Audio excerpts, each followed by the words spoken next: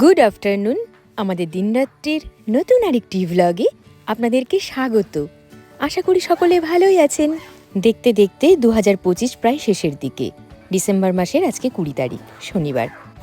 তৈরি হয়ে গেছি, একটা ব্যাকপ্যাক আর একটা লাগেজ। চলুন যাই, পুরুলিয়া ঘুরে আসি আর গজাপুরো পাহাড় কেমন দেখে আসি। ভালো হয়ে টাটা। যাবার পথে মায়ের সাথে দেখা করব, মায়ের কাছ থেকে নিয়ে নেব রাতের খাবার। মা থাকলে এটা একটা বড় সুবিধে। দাঁড়া সাবধানে থেকো, আসছি, টাটা। সাবধানে থেকো। হ্যাঁ, আর কালকে মনে হয় দিনও আসবে। হ্যাঁ, 5 ফোড়নের 2 ফোড়ন যাচ্ছে আমার সাথে স্টেশন পর্যন্ত আমাকে ছাড়তে। যে কথা বলছিলাম, আসলে বাবার শরীরটা না খুব একটা ভালো নেই। মাঝখানে একটা ছোট্ট অ্যাক্সিডেন্ট হয়েছিল, পায়ের একটা ছোট্ট ক্ষত কিছুতেই সারছে না। মনে হয় সুগারটা একবার টেস্ট করাতে হবে, সেই জন্যই ব্লাড নিতে আসবে দিনও। আমি সময়ের মধ্যে পৌঁছে গেছি স্টেশন। উত্তম এসেছে আমাকে ছাড়তে, ট্রেনও চলে এসেছে।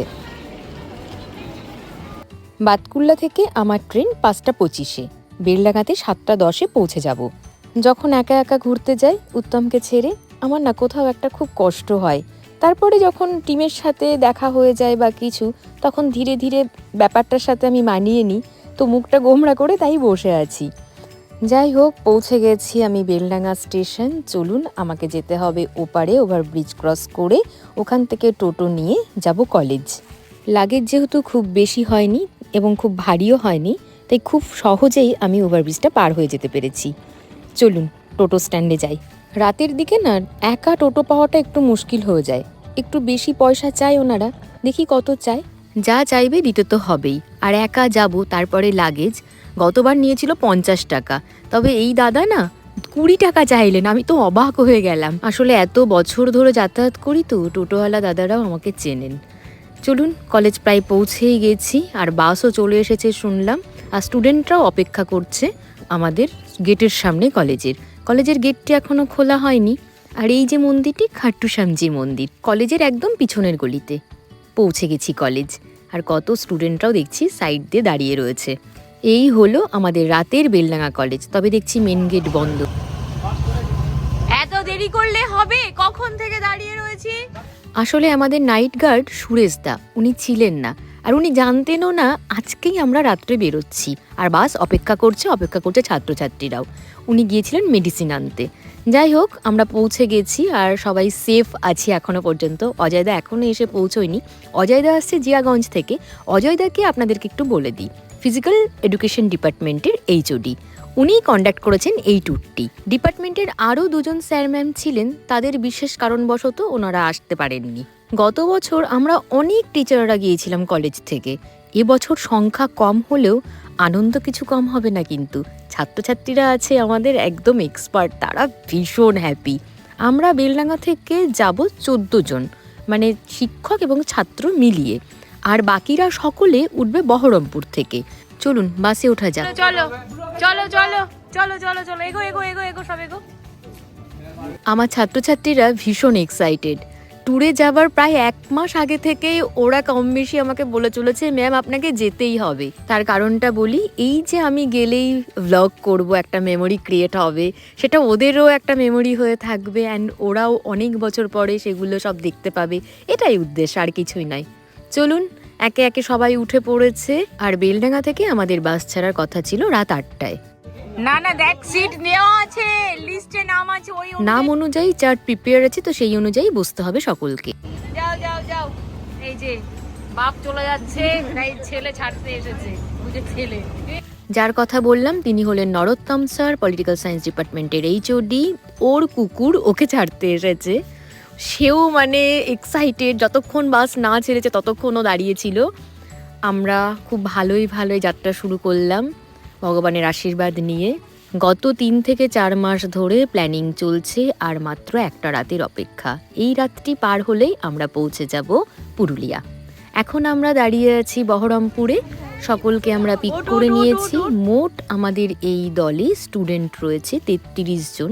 2 জন পরের দিন এসে জয়েন করবে, কারণ তাদের একটা কম্পিটিটিভ এক্সাম রয়েছে, সেই কারণে। তো মোট স্টুডেন্ট সংখ্যা হচ্ছে 37।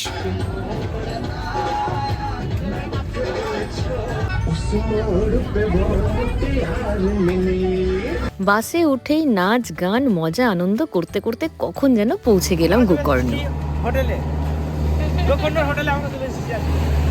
মুর্শিদাবাদ জেলার ছানার মিষ্টি ভীষণভাবে জনপ্রিয় পুরো পশ্চিমবঙ্গ জুড়ে।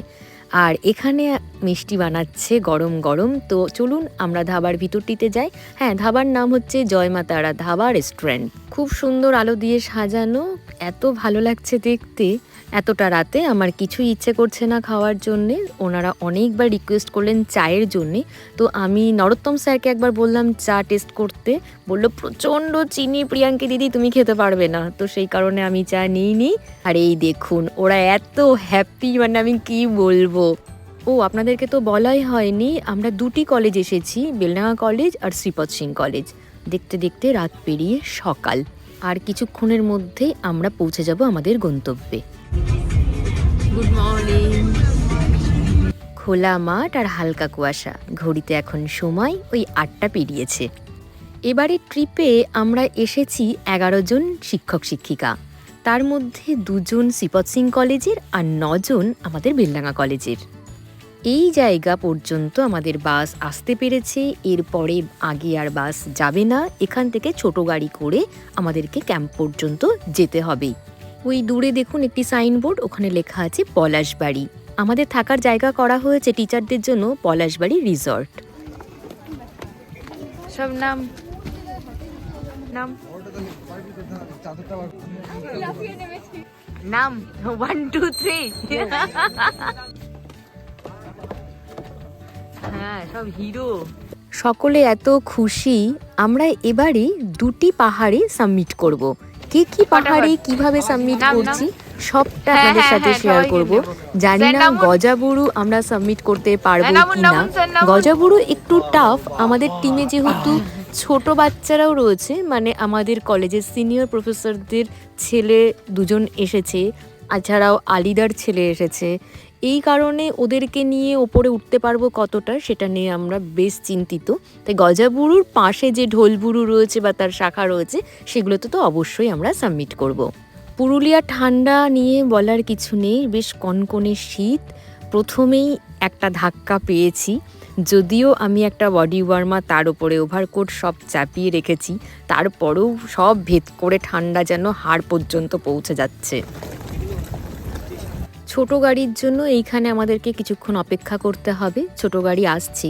আসলে এখানে একটি ছোট্ট ড্যাম আছে, তো ড্যামের জল রাস্তার উপর দিয়ে বয়ে যায় মাঝে মধ্যে, তাই রাস্তাটা বেশ কর্দমাক্ত। সেই কারণেই আমাদেরকে ছোট গাড়ি করেই যেতে হবে, আর কোনো উপায় নেই। আর এই দেখুন আমরা 2 ম্যাডাম বসেছি কেবিনে।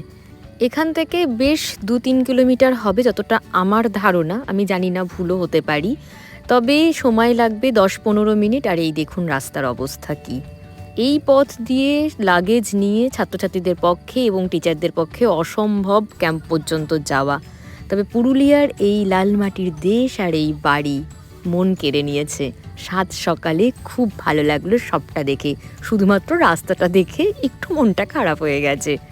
সব থেকে বড় কথা হলো আর অপেক্ষা করতে পারছি না। সেই গতকাল থেকে যাত্রা শুরু করেছি, তো গন্তব্যের এত কাছাকাছি এসে এই রকম একটা অস্বাভাবিক রাস্তা দেখে সবাই ভীষণ আপসেট হয়ে গেছি।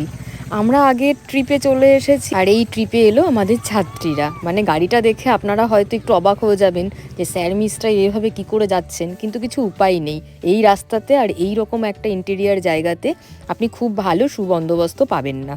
আর ওই দেখুন দূরে আমাদের ক্যাম্প। এই যে আপনারা দেখছেন খড়ের ছাউনি দেওয়া যে জায়গাটা বা যেরকম টেন্ট মতন করা হয়েছে, এটি নয়, তারও ওপাশে ওই যে দূরে নীল গোলাপি যে টেন্ট পড়েছে, এটি শুশুনিয়া অ্যাডভেঞ্চার একাডেমি।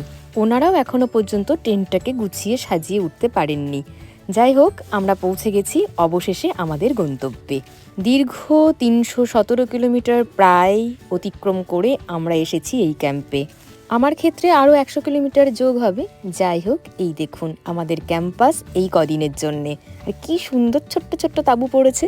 প্রথম কাজ হলো সকলকে নাম রেজিস্টার্ড করা। ছাত্ররা যতক্ষণ এই কাজটি করছে ততক্ষণ আমরা চলুন ক্যাম্পের স্যারেদের সাথে একবার সাক্ষাৎ করে নিই।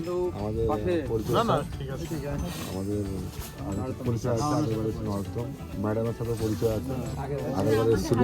এই ম্যাডামের সঙ্গে পরিচয় আছে আমাদের প্রিয়াঙ্কি ম্যাডাম। উনি আমাদের সরফরাজ স্যার এটাকে চেনেন, আর উনি এমডি আলী হোসেন আলী। মেয়েদের জন্যই এতক্ষণ অপেক্ষা করছিলাম, ওদেরকে একটি টেন্ট আপাতত দেওয়া হয়েছে, ওরা ওখানে একটু বসুক, রেস্ট করুক। আর চলুন আমরা যাই আমাদের রিসর্টে।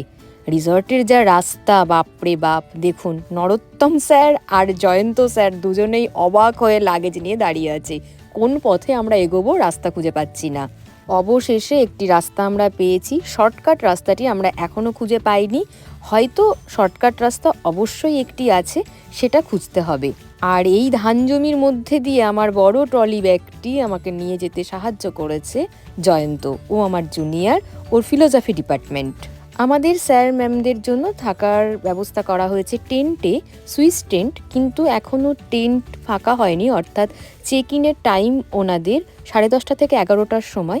এখন বাজে 10:15 মতন, তাই আমাদেরকে ওনারা দিয়েছেন একটি ডরমিটরি, সেখানে আমরা জাস্ট ব্রাশ করেছি। তো আমরা ওখানে বসে কিছুক্ষণ গল্প করতে করতে সময় হয়ে গিয়েছে, তো আমাদেরকে টেন্ট দিয়ে দিয়েছেন। আর আপনাদের সাথে এখন শেয়ার করছি আমাদের টেন্টের ভিতরের অংশ। কি সুন্দর, তাই না? আর এই যে অংশটা দেখছেন, এই চেনটি খুললেই যাওয়া যাবে আমাদের ওয়াশরুমে। মানে আমি এরকম টেন্টে কখনো এর আগে থাকিনি।